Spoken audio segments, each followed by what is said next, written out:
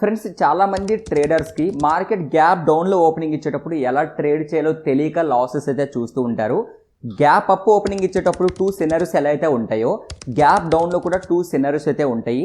First one, down ట్రెండ్లో gap down opening ఇచ్చింది అనుకోండి, అప్పుడు మీరు ఫాలో అవ్వాల్సిన స్ట్రాటజీ ఏంటంటే neutral are side way strategies అయితే ఉంటాయి, హెడ్జింగ్ స్ట్రాటజీస్.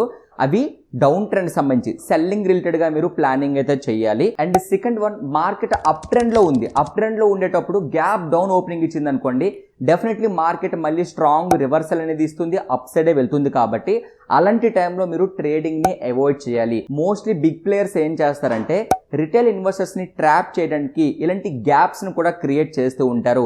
సో ఆ టైంలో మనం ఫాలో అవ్వాల్సిన రూల్స్ ఏంటంటే, ముందుగా మార్కెట్లో ఎలాంటి న్యూస్ ఉంది, అప్ ట్రెండ్ ఉందా, డౌన్ ట్రెండ్ ఉందా, మార్కెట్ డైరెక్షన్ని మనము అర్థం చేసుకోగలిగితేనే ప్రాపర్గా మనము ట్రేడింగ్ అయితే చేయగలుగుతాం.